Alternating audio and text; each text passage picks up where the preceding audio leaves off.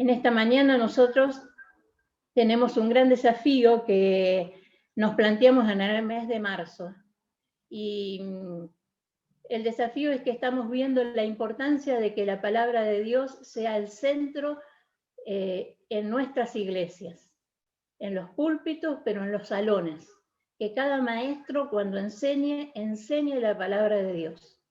Que no esté enseñando un cuento o no esté contando una actividad o haciendo jugar a los niños y a los adolescentes. Siempre nos estuvo en el centro de nuestro corazón que la palabra de Dios sea enseñada. Por eso el gran desafío que nos planteamos en marzo fue esto de hablar la palabra de Dios, esto de que sea realmente el centro de lo que nosotros queremos enseñar.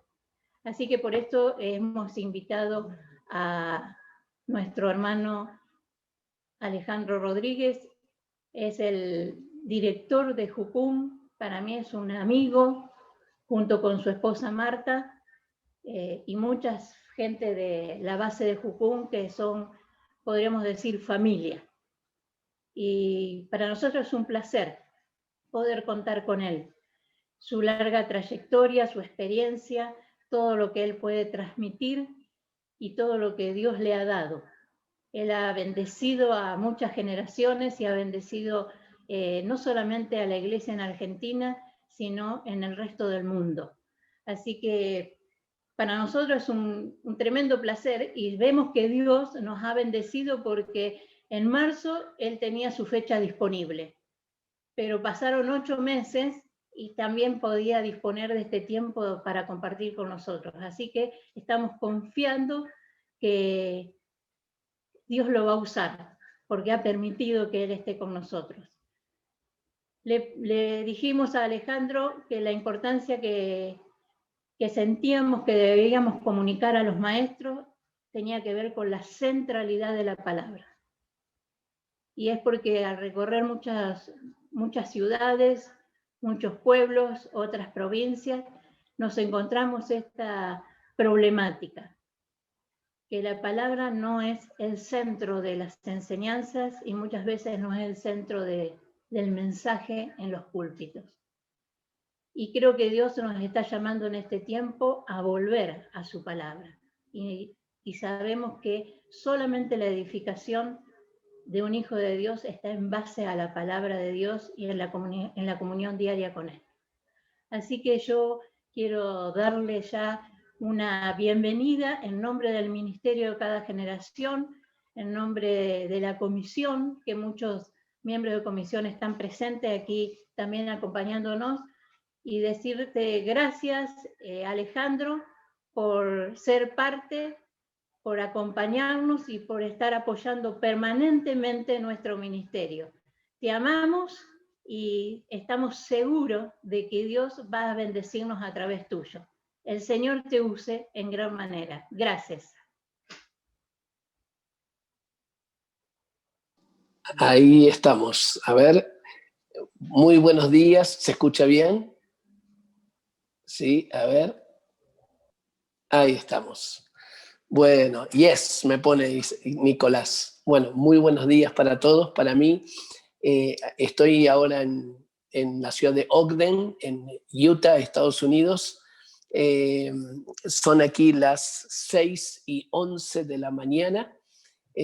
Así que estamos levantados ya hace un rato. Teníamos un programa hoy más temprano todavía. Así que para mí una alegría inmensa. Gracias, Susana, por la invitación. Gracias por participar de esta cumbre cada generación. Y la verdad que a mí me motiva mucho cada vez que podemos invertir en esta generación extraordinaria, tan atacada, tan vapuleada por un lado, siendo el enfoque del enemigo para destruirla, pero con tanto potencial. A mí me motiva, me inspira, me anima a mis 60 años a seguir invirtiendo en esta generación y también invirtiendo en aquellos que invierten y entregan sus vidas hacia esta generación. Me acuerdo del fundador de uno de nuestros ministerios en Jucum, los King's Kids, un querido amigo, Dale Kaufman. Él pastoreaba una iglesia de unas 400 personas y un día el Señor le dijo que él iba a tener que dejar de pastorear para comenzar un ministerio con niños y adolescentes, que luego se llamó King's Kids. Y fue un sacudón tan grande para él que su reacción, su pregunta al Señor fue: Señor, ¿qué hice mal? ¿Cuál fue mi pecado para sacarme de un pastorado de una iglesia para enfocarme en niños? Porque dice, para eso están las hermanas de la iglesia. Y es tan importante que en este tiempo de tanta orfandad espiritual, emocional, haya hombres y mujeres involucrados en el discipulado de nuestros niños. Cuando hace unos años atrás hicimos un pequeño relevamiento, nos dimos cuenta que la enorme mayoría, más del 80% de nuestros maestros de escuela dominical, o sea, que enseñaban a nuestros hijos, a nuestros niños, más del 80% eran mujeres. Y gloria a Dios, el 100% de mis maestros de escuela dominical en mi niñez fueron mujeres, pero ya bastante ausencia hay de figura paterna en la sociedad para que encima no podamos, hombres, varones también, dar esa imagen de la paternidad de Dios a los niños que son parte de la iglesia del Señor. Por eso, por un lado, quizás romper este cuadradito que tenemos en nuestra cabeza de que los niños son cosa de mujeres. Todo el tema de niños tiene que ver con el involucramiento. De los cientos que hoy están participando, sería interesante, Susana, luego evaluar cuántos son hombres y cuántos son mujeres, ¿no? A ver si llegamos a una paridad. Ahora, paridad de género, también en cuanto a el involucramiento de hombres en el discipulado, en el modelaje de esta nueva generación, de nuestros hijos, de nuestros nietos, y poniendo, como bien decías vos, en la centralidad de la palabra del Señor. En este posmodernismo que hoy estamos viviendo, uno de los elementos que más predominan es la ausencia de la verdad. La ausencia de la verdad. O sea, la verdad es relativa. Nadie tiene la verdad. La verdad es una construcción plural. La verdad es un poquito de tu verdad con el poquito de otra verdad del otro, y entre todos vamos construyendo una verdad colectiva. La verdad tiene hoy tan poco valor que la verdad de la verdad es que la verdad no interesa. La verdad ya no importa. Hoy se construye todo basado en el relato, en el cuento, en lo que yo puedo hacer, lo que trato de hacerte creer. No importa si tiene fundamento científico, eso no importa. No importa si está respaldado por la ley, por la Constitución Nacional.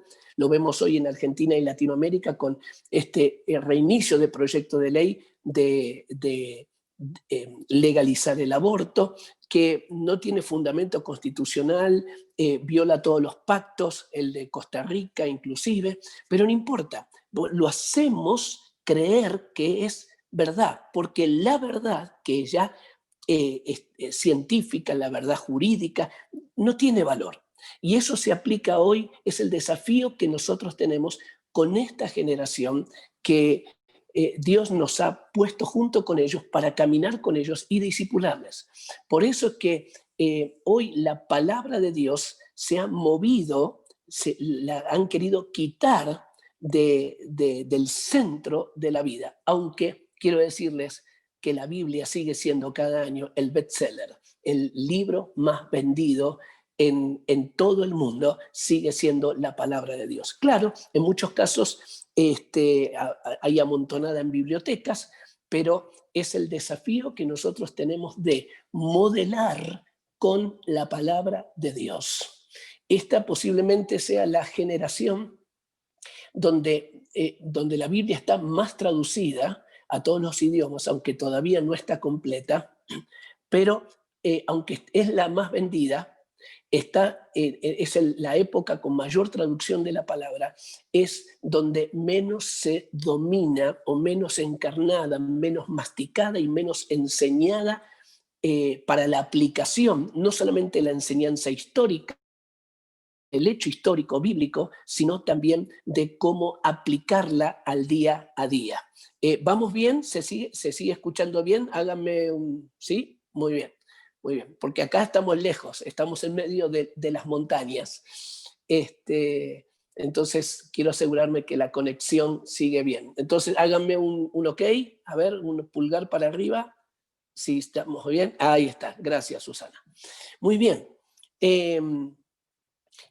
Me vienen algunos pasajes bíblicos, pero interesante allí en Josué capítulo 2, verso 7. Josué capítulo 2, donde a partir del verso 7 y en el verso 10, quiero tratar de meter todo lo que puedo en estos minutos, por eso voy así acelerado. Dice que el pueblo sirvió al Señor mientras vivieron Josué y los ancianos que le sobrevivieron, mientras vivió esta generación, ¿no? Pero luego surgió otra generación. Verso 10 dice que murió toda aquella generación y surgió otra que no conocía al Señor, ni sabía lo que Él había hecho por Israel. No tenían conocimiento de la verdad, de los hechos de Dios. Por lo tanto, no conocía al Señor.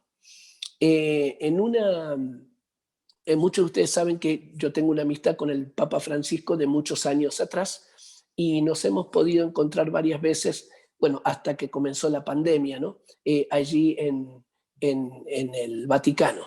Pero una de nuestras conversaciones, yo no creo en el ecumenismo, o sea, de meter todo en una misma bolsa, bananas son bananas, manzanas son manzanas, ¿no?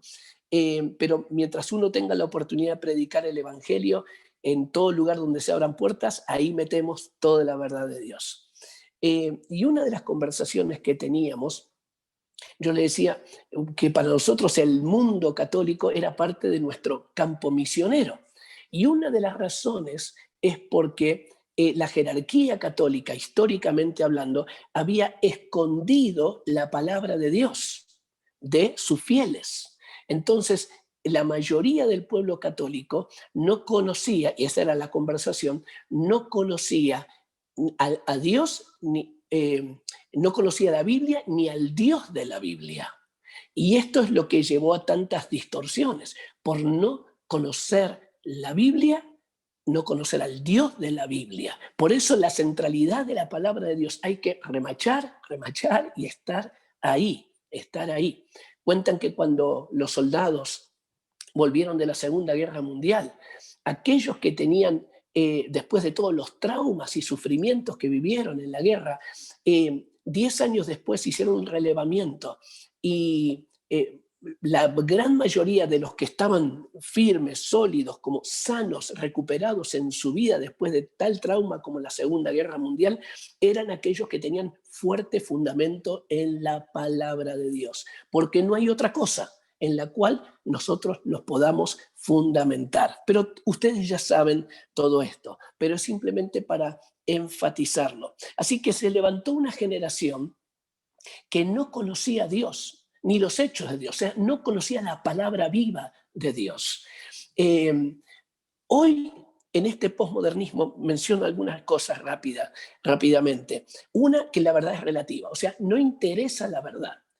Dios ya no es para esta generación lo que Dios dice que es, sino que Dios ahora es lo que a mí me parece que es, ¿no? O sea, que es mi libre interpretación. Yo decido quién es Dios, cómo es Dios, qué lugar ocupa en mi vida y qué verdad tomo y cuál no tomo de las verdades de Dios.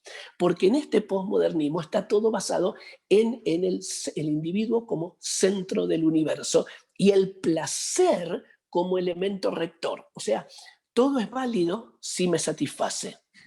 Me guío por el sentido del placer, me guío por el sentido de la satisfacción. Y Por eso, aún en nuestra generación de los más jovencitos, dentro del pueblo de Dios, parece que hay como un mandato cultural de este posmodernismo que dice, yo quiero una experiencia espiritual, pero no me pidas compromiso moral. ¡Wow!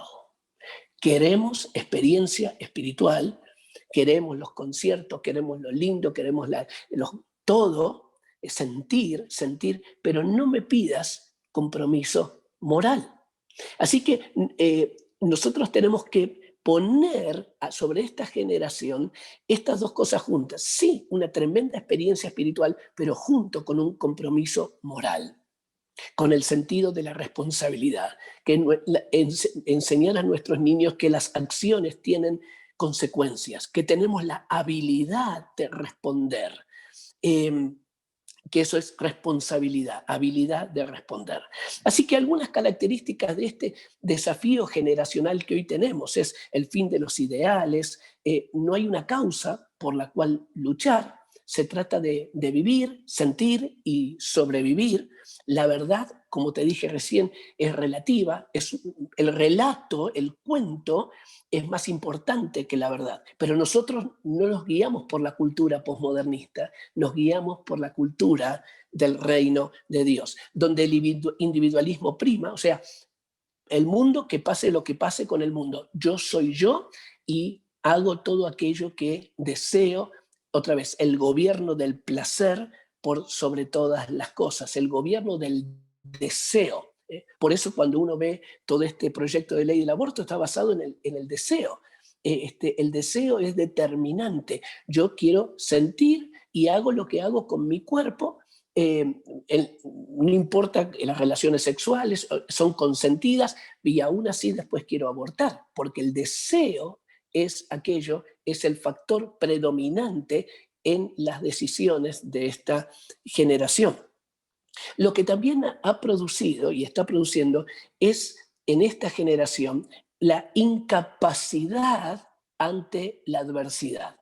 La incapacidad ante la adversidad. Entonces, cuando hay una dificultad, es como que nuestros niños, nuestros adolescentes hoy parece que se derrumban. No hay, es lo que hoy se llama la resiliencia, ¿no? Es de poder recuperarse en medio de la adversidad. El nivel de frustración aún lo vemos en nuestros niños, y cuando algo no les sale, el nivel de frustración que lleva a la depresión o a la violencia es muy fuerte, porque no les hemos preparado para el fracaso o para la equivocación. Entonces hay un desánimo, hay este doble ánimo de que hoy estoy arriba, mañana estoy abajo, dejo las cosas por la mitad, y todo esto es reflejo de la ausencia de la palabra de Dios. También lo vemos aún en nuestra generación, los que somos un poco más mayorcitos, ¿no? Por eso miren, esta es una frase de mi hermano Ricardo: un cristiano maduro no vive gobernado por emociones. Un cristiano maduro no vive por emociones, sino por la palabra de Dios. Ahora, un cristiano maduro no se madura de la noche a la mañana. Es desde la niñez, es desde la formación.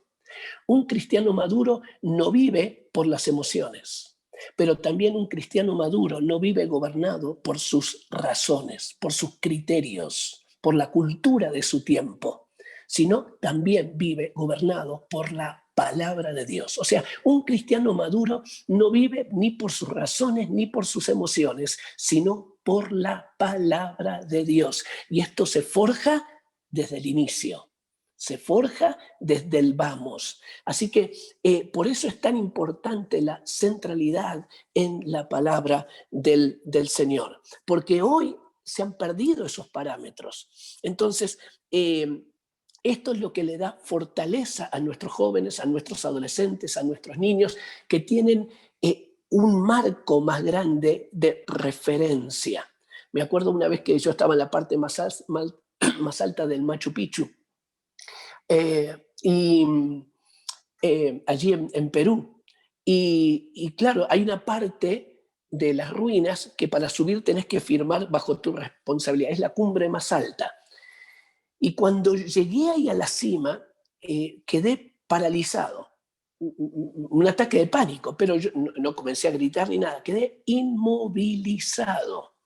Y los demás caminaban ahí en la cima, pero yo me quedé como imantado a una piedra, no me podía mover. Y trataba de estar tranquilo, pero mi cuerpo no me respondía. Y digo, nunca me había pasado algo así en la vida. Entre 4 después me tuvieron que ayudar a bajar porque las piernas no me respondían. Y luego me explicaron qué fue lo que me pasó, qué fue lo que hizo paralizarme. Es que al mirar, al estar en la parte más alta, estaba en medio de la inmensidad y no tenía puntos de referencia. No tenía puntos de referencia. Era la inmensidad. Para cualquier lado que mirara, no había puntos que yo pudiera tener como referencia. Me sentí perdido. Mi cuerpo sintió que al no tener puntos de referencia quedó paralizado. Nuestro punto de referencia es la palabra de Dios. Cuando perdemos ese eje, nos sentimos mareados, paralizados, pánico, y no sabemos cómo movernos. Y a veces nosotros como padres, abuelos, maestros de escuela dominical o ministerio de niños o células de niños, lo que estemos haciendo, lo que hemos hecho es entretener antes que desafiar y modelar. Esta generación no necesita ser entretenida, sino necesita ser modelada y desafiada. Son los niños los que pueden aprender a ofrendar para la obra misionera desde niños. Como veíamos en aquellas viejas películas, los que salían a la calle a vender limonada, ofrendar sus juguetes. Usted no sabe la capacidad que tienen nuestros niños para generar recursos, para motivar a sus padres. Hay que ponerles fuego. Es nuestra oportunidad para ponerles ese fuego del Señor. Así que en vez de sobreprotegerlos y entretenerlos, entretener es lo que te ponen en un partido, en el entretiempo. Es lo que tenés en el medio de dos cosas. Entre lo que tengo es entretener. ¿Vieron los partidos de básquet cuando hay esos entretiempos y aparecen cantando y bailando? Eso es el entretenimiento. Para un momento está bien, porque es como un break en el medio, pero uno no puede vivir entretenido. No puede vivir en el entretenimiento. Así que nosotros vivimos en la formación, en el desafío, en la oportunidad para esta generación. Así que es el fin de los ideales este posmodernismo. La verdad es relativa, no tiene valor. El gobierno del individualismo y del placer, la incapacidad, la frustración ante la adversidad, y es el descrédito de toda figura de autoridad. O sea, hoy el sentido de autoridad hoy no tiene valor, no hay referencia. También por a veces el autoritarismo de nuestros gobiernos, nuestros modelos familiares, aún nuestros modelos eclesiásticos. Entonces hoy la autoridad, el concepto de autoridad está en absoluto descrédito. Y padres, maestros, pastores, líderes, también tendremos que tener la humildad para pedir perdón a esta nueva generación en cuanto al mal uso, al abuso de autoridad, al mal uso de autoridad, a la ausencia de autoridad. Abuso, mal uso y ausencia. Esto sería luego para desarrollar, pero el abuso es cuando ha habido un mal corazón y una intención de denigrar, aplastar y humillar. El mal uso es la falta de sabiduría, ¿viste?, que muchos padres hemos tenido en cómo tratar a esta generación. Y la ausencia tiene que ver que aunque haya presencia física, es como el que está pero no está. ¿Viste? Está ahí que los chicos, los alumnos, los niños en la iglesia, bueno, están, hay que mantenerlos, pero no hay una presencia activa, dinámica, que genere transformación. Pero eso es otro tema. Ahora, acompáñeme ahí a Primera de Reyes 20 y quiero rápidamente leer allí. Había un desafío por delante, podemos quedarnos hablando de todas las imposibilidades, todos los dolores de cabeza, los dramas de esta generación, de lo que está pasando, está perdida, confundida, etc. Pero déjeme ahora mirar para el potencial tremendo que tenemos con esta generación. Y dice ahí en Primera de Reyes 20, déjeme ver por dónde lo tengo, sí, habla sobre el rey de Israel, Acab, enfrentado al rey de Siria, Ben-Hadad, que no solamente era Ben-Hadad el rey de Siria, sino tenía 32 reyes aliados. Y en medio de un enfrentamiento era imposible que Israel tuviera chance de vencer. Y viene la palabra de Dios, diciendo que Dios le iba a dar la victoria para que el rey Acab viera quién es Dios, conociera quién es Dios, se diera cuenta del poder de Dios. Y le dice allí, yo lo entregaré, verso 13, lo entregaré en tus manos y sabrás que yo soy el Señor. Verso 14, ¿por medio de quién lo hará? Pregunta el rey. Y dice, lo haré por medio de los cadetes. En otra versión dice, los jóvenes oficiales de las provincias. La nueva generación.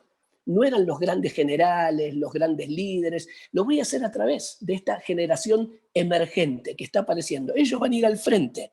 Y le pregunta, ¿y quién iniciará el combate? Insistió Acab. Y el profeta le dijo, tú mismo. O sea, el rey es el que inicia el combate. Son ustedes, nosotros, los líderes, tenemos la responsabilidad de iniciar el combate. Pero dice, los cadetes, los jóvenes oficiales, van a ir a la vanguardia. La vanguardia es una expresión francesa que quiere decir, es la guardia que va avant, que va adelante, los que van al frente. Y Dios está haciendo algo tan tremendo. Son nuestros niños y adolescentes los que en este tiempo nos van a comenzar a liderar. Escúchame bien. Nosotros tenemos que pastorear a los que nos van a liderar. Para nosotros esto siempre fue como una misma cosa, pastorear, liderar, pastorear. Pero en esta generación el Señor está produciendo algo muy nuevo, que es mi tarea es pastorear, es decir, vamos al ataque, damos el respaldo, pero son ellos los que tienen que liderarnos a nosotros. Yo te pastoreo, vos me lideras. ¡Wow! El Señor tiene que hacer un clic profundo en nuestra vida. Y entonces el profeta le dice, sí al rey, vos vas a darle como al ataque, mis valientes. Pero ellos, los jóvenes oficiales, los cadetes, van a ir adelante. Y eran 232. 232. Imagínate, los otros eran Ben-Hadad más 32 reyes aliados. Y más adelante por el verso 27, creo, dice, parecían un pequeño rebaño de cabras, mientras que los sirios cubrían todo el campo. Los desafíos que hoy tenemos, no solamente con la ideología de género en la educación, el aborto, todo lo que viene detrás de todo esto, son tan grandes y parecemos un pequeño rebaño de cabras, mientras todo este mundo globalizado cubre todo el campo. Pero ellos fueron adelante. Y si usted luego lee toda la historia, va a ver esos 232 cadetes, aprendices, novatos, iban adelante con el respaldo del rey, por la palabra de Dios, la palabra profética que había sido dada. Tomaron la palabra de Dios, caminaron por la palabra de Dios, lo que parecía imposible, lo mismo que David con el gigante, lo mismo que Gedeón con los madianitas, lo mismo que Elías en el Monte Carmelo, lo mismo que tantas otras cosas, ¿no? Moisés ante Faraón, Jeremías diciendo soy un niño, no sé hablar, y Dios diciendo no digas así, no digas así. Hay tanta palabra de Dios como llevando adelante a esta generación, pero por líderes, maravillosos líderes que no se enfocaron en el potencial de esta generación, también hubo dolor. El mejor rey de Judá, de la historia de Judá, ni uno hubo antes como él, ni después de él, que era Ezequías. Ezequías, el mejor rey de todos. Dios lo prosperó en todo lo que él hacía. Cuando el profeta le dice que todo lo que él había mostrado a los embajadores extranjeros, que todo se iba a ser quitado, que iba a perder todo, que era una palabra durísima. El rey Ezequías dice, la palabra de Dios es buena, porque al menos en mis días habrá paz. No le importó el futuro, no le importó la próxima generación. Y fue terrible porque su hijo Manasés fritó vivo, sacrificó a Moloc en la panza de Moloc, fritó vivo a su propio hijo, al nietito del rey Ezequías. O sea, un reinado extraordinario con un fin caótico. Nosotros fuimos llamados a pastorear esta generación. No, en vez de nuestros contemporáneos de nuestra edad, nuestra responsabilidad principal está en nuestros niños y en nuestros adolescentes. La iglesia que querramos ver en 10, 15 años será la que invirtamos y discipulemos basado en la palabra de Dios hoy. Cómo un gobierno tan extraordinario como el de Ezequías terminó tan mal, porque a él no le importó lo que venía, sino su momento. Al menos en mi reinado, en mi pastorado, en mi gobierno, en mi liderazgo, habrá paz en mi tiempo. Y esto fue una ruina muy grande. Así que hay un potencial que podemos ver. Mis hijos, yo tuve el privilegio que mis hijos estuvieran en viajes misioneros en la India, en el Amazonas, a los 10 años, a los 11 años, para que esto marcara sus vidas. Invierta en sus hijos, invierta en sus discipulitos, que otra vez, que tienen tanto potencial. Y algunas de estas cosas que quiero mencionar rápidamente, creo que tenemos todavía algunos minutitos más. Todo el potencial, el beneficio que hoy tenemos. Hoy, déjeme decir algo esto, hoy se habla mucho de las generaciones, le ponemos todo tipo de letras, ¿no? La generación G, que fue la generación silenciosa, la que fue hasta la Guerra Mundial, 1925, 1944. Después se habló de la generación BB, ¿no? Baby Boomers, los que nacieron después de 1945 hasta el 64. Después la generación, bueno, fueron cambiando de letras, la X, los millennials, la generación Z, la generación alfa, le podemos poner un montón de otras letras. Pero la verdad que esto está bien, es bueno saberlo, pero no ha sido lo mismo en cada país. Por ejemplo, acá no tuvimos la generación Baby Boomers, que fue la explosión de nacimientos después de la Segunda Guerra Mundial.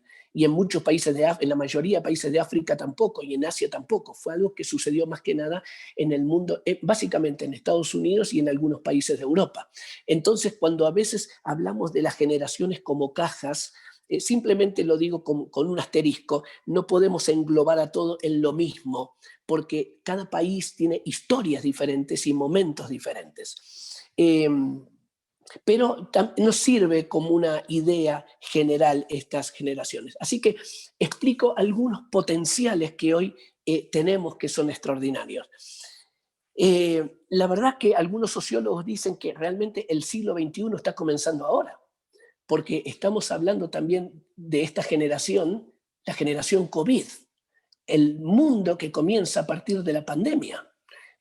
Lo que algunos le llaman la nueva normalidad o lo que fuera, pero nadie sabe todavía qué efecto va a tener a partir de este COVID-19, qué efecto va a tener en la cultura de esta generación. Pero algunos elementos de potencial para que podamos orar y ahí machacar y enfatizar en esto. Esta es una generación de hoy menos jerárquica y más funcional. O sea, no piensa tanto en el jefe de arriba y acá y en las cajitas como nosotros pensamos, sino en algo más práctico, más fluido, más funcional. No piensa tanto en las comisiones de los departamentos de nuestras iglesias, sino en que la cosa fluya, se haga, más práctico. Así que menos jerárquica. Nosotros pensamos, bueno, él es el jefe, el otro es el reverendo, el otro es el pastor, el otro. Esta generación no mira tanto títulos, nombramientos o jerarquías. Fluye de una manera mucho más plana, ¿no?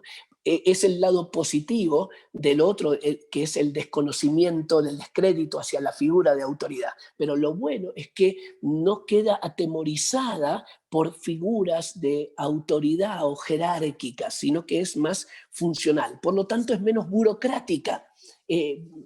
Logra objetivos de una manera más sencilla porque no es tan burocrática como estamos acostumbrados. El segundo elemento, que es una generación sin fronteras. Todo esto que estamos viendo, esta generación Zoom, ¿no?, que está apareciendo ahora, sin fronteras. Todos ustedes y yo, todos los que están en Argentina, y algunos, creo que mencionó algunos otros países, estamos todos a la misma distancia ahora. Yo estoy en medio de las montañas, en el estado de Utah. Alguno me va a hacer el chiste que me voy a hacer mormón por donde estoy pegadito a Salt Lake City. Imagínense, estamos todos a la misma distancia. El mundo se achicó. El mundo se achicó. Y no solamente que los vuelos cada vez son más directos, más rápidos, más baratos, sino que las comunicaciones, miren, todo esto que podemos tener es extraordinario. Entonces, hoy esta generación vive sin tantas fronteras, mucho más descentralizada. Aquí mi hijo está siendo parte de una producción de una película, es una miniserie cristiana. Un técnico está en, no sé, en Bangladesh, el otro hace la animación desde Sudáfrica, el otro desde Chile, otra tarea, y se hace todo en forma descentralizada y luego se junta todo en otro lugar. Es increíble. Entonces, la mentalidad de esta generación no mire tanto por cajas, no tan burocrática, sino mucho más descentralizada, mucho más plana, sin fronteras, más globalizada. El Señor ha traído una unción de innovación extraordinaria para este tiempo, de innovación, de generar nuevas ideas como nunca antes. Ya Bill Gates había dicho hace 30 años atrás que los cambios que vendrían, 20 años atrás, perdón, que los cambios que vendrían en los próximos 10 años serían mucho más profundos que todos los cambios de los últimos 40 años. Y no se equivocó, no estaba equivocado. Lo único permanente que hoy tenemos en el mundo, lo único permanente que hoy tenemos en el mundo son los cambios. Son los cambios.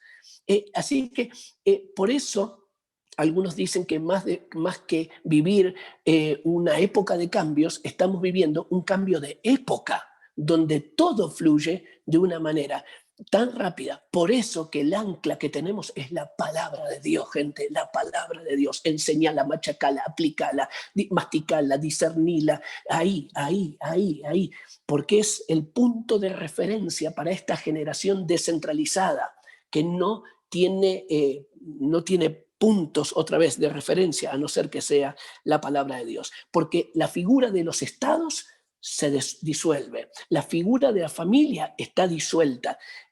Por eso el enemigo está atacando tanto a la familia, porque lo que se viene es la persecución que ya estamos viendo contra la iglesia.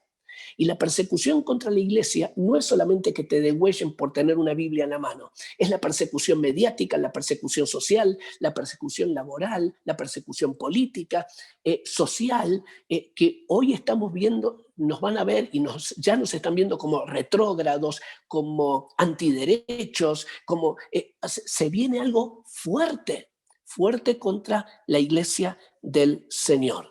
Entonces, hay una mayor innovación y hay, por lo tanto, mayor facilidad para la cooperación. Yo veo que grupos de jóvenes pueden interactuar mucho más rápido que a veces grupos de pastores. No tienen tanto inconveniente. O sea que tenemos un potencial enorme de mayor cooperación y también un mayor enfoque en la especialización. Nunca hubo tantas carreras cortas especializadas. Antes tenías la carrera de chef, ahora tenés chef en comida tailandesa, o sea, cada vez más especializado, más enfocado, cursos más cortos, de rápida aplicación, y esto es una tremenda ventaja. Así que esta generación, con su debilidad, tiene un tremendo potencial.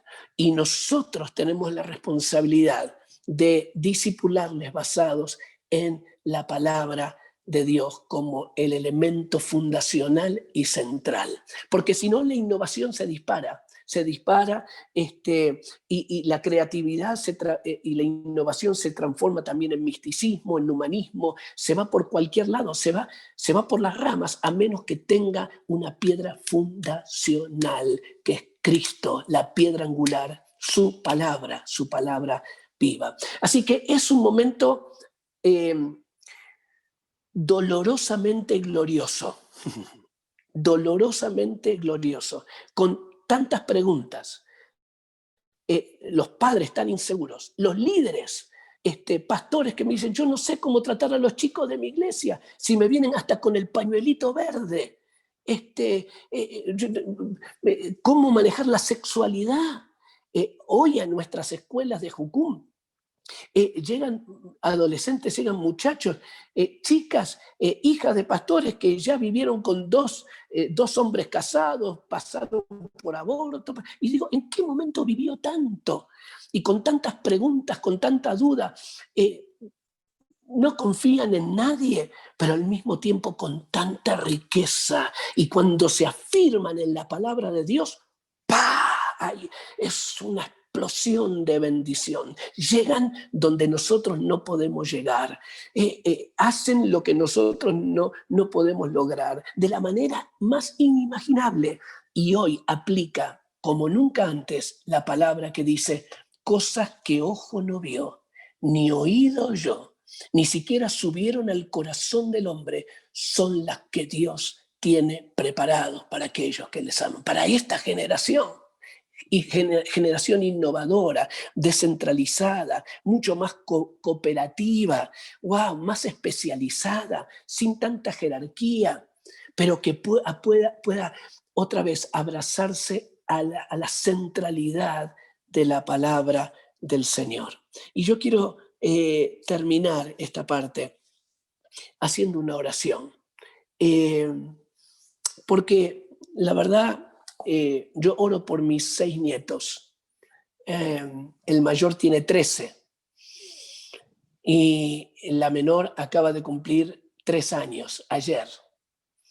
Y yo oro por mis nietos, así como oré por mis hijos, para que la palabra del Señor revelada esté encarnada en sus vidas, pero para que nosotros seamos aquellos que les modelen, les pastoreen, no sobre principios humanistas. Por ejemplo, tenés que ser alguien en la vida.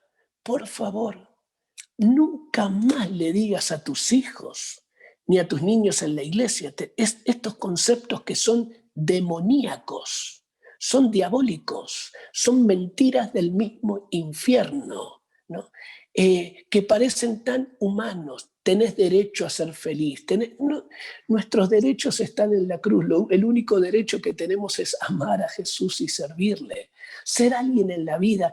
Mira, por favor, libra a tus hijos de estas mentiras del diablo.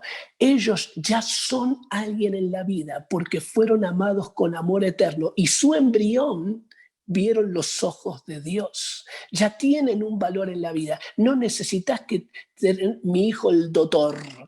No necesitamos que ellos agreguen valor a su vida con elementos agregados, pero porque ya son alguien valiosos para Dios, entonces queremos que puedan agregar valor a sus dones, a sus capacidades para honrar a Dios en el lugar donde Dios les ponga. Así que yo quiero animarte que en lo que enseñamos en nuestra administración a los niños, a nuestros hijos, a nuestros nietos, librémonos de estos conceptos humanistas que parecen buenos, pero vienen del mismo infierno. El mejor legado que podemos dar a nuestros hijos no es que tengan un departamentito, un terrenito y pagarles la universidad. Eso está bien si lo podemos hacer. Pero la vida no es eso. El mejor legado que le podemos dar a nuestros hijos, a los niños de nuestra iglesia, a nuestros nietos, es que aprendan a amar a Jesús con todo el corazón y le sirvan con todas sus fuerzas. Ese es tu objetivo, mi objetivo, que aprendan a amar, a conocer y amar a Jesús y le sirvan con todas sus fuerzas. Que aprendan a conocer a la Biblia y al Dios de la Biblia y lo tengan como su piedra fundamental, su norte, su punto de referencia. Esa es tu responsabilidad, esa es la oportunidad que Dios entregó en nuestras manos, pastorear a los que nos van a liderar, para que esos cadetes, aprendices, vayan al frente con nuestro respaldo, y Dios le va a dar la victoria que les dio a esos cadetes frente a Ben-Hadad y los 32 reyes aliados. Yo te pido que cierres tus ojos por un instante.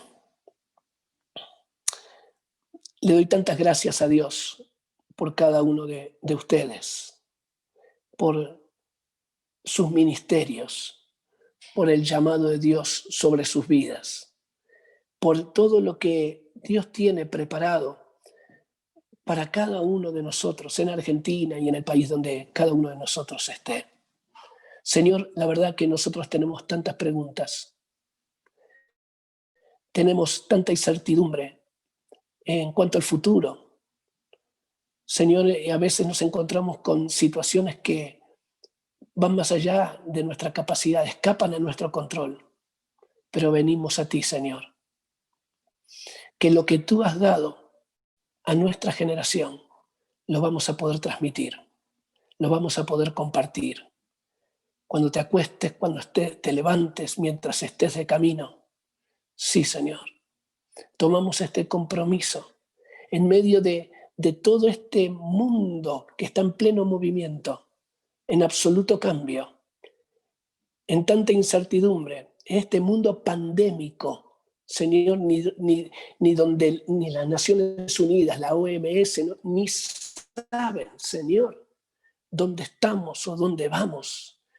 Pero tú eres el Señor de la historia, Dios de las naciones, nuestro Dios, nuestro Padre. Señor, gracias por tu palabra.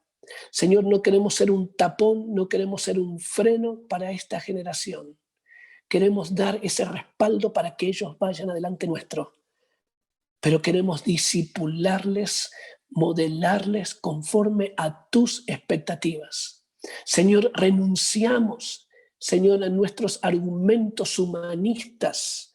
Señor, renunciamos a transmitir temor sobre ellos. Señor, temor al futuro, temor al fracaso, temor al que queremos confianza, pero la confianza que viene de vivir alineados y sometidos amorosamente a tu palabra. Señor, gracias por cada uno en este encuentro. Una visitación de tu presencia. Señor, yo te pido por los que están desanimados. Señor, podemos estar cansados en el ministerio, pero no cansados del ministerio, del llamado. Señor, te entregamos nuestro cansancio, te entregamos el desánimo que algunos están padeciendo, sufriendo, la frustración por no ver los resultados que esperaban. Señor, el desgaste en la relación con otros líderes, con otros pares. Aquí esto viene fuerte a mi corazón. Aquellos líderes ministeriales que están hoy, pero que se han desgastado en la función ministerial, en la relación con otros líderes. Señor, que están frustrados. Yo te pido ahora, venga tu ánimo. Fue el Señor, mi hermano, mi hermana, fue el Señor el que te llamó. Fue el Señor el que te llamó. Y aunque estés expuesto a críticas, a rechazos, a falta de reconocimiento, a no encontrar el espacio para desarrollar el llamado que Dios te ha dado sobre esta generación. Señor, sean maestros de escuela, padres, maestros de la iglesia, discipuladores de niños. Señor, Venga tu ánimo. Fue el Señor que te puso ahí. Fue el Señor el que encomendó esta tarea en tus manos. Fue el Señor el que te llamó. Y aunque no veas los resultados que querías ver todavía, oh Señor, venga, venga esa fortaleza del Señor, fijando los ojos en el autor y consumador de la fe, en el autor de nuestra salvación.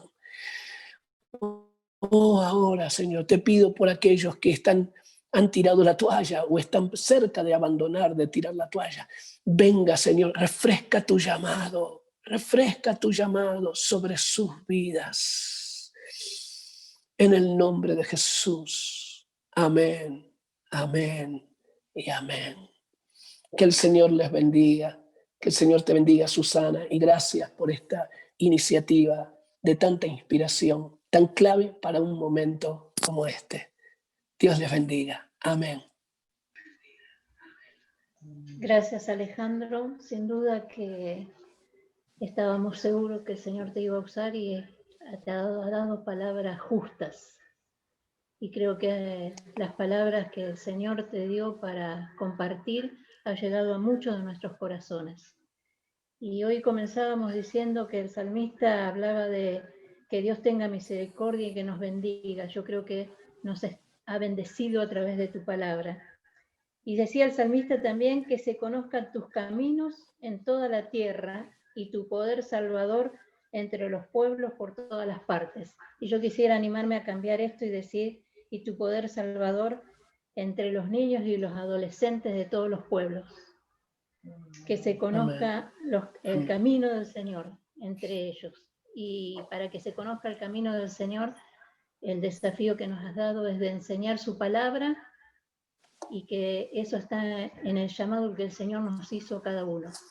Qué lindo que nos recordaste que el Señor nos llamó, más allá de cualquier situación que podamos atravesar, el llamado del Señor no cambia porque el Señor es fiel. Así que yo te agradezco todo este esfuerzo que también estás haciendo desde tierras tan lejanas, pero esto es lo bueno también que tiene la virtualidad. Dios bendiga a tu familia y todos tus hijos y tus nietos. Los amamos. Amén. Y de paso decir, el 28 de noviembre todos tenemos un llamado en cualquier provincia, ciudad donde estemos, de movilizarnos en defensa de las dos vidas. Y frente al Congreso, a las 3 de la tarde, bueno, yo no voy a poder estar, voy a estar virtualmente, pero tenemos ahí el Centro Nacional de Oración frente al Congreso.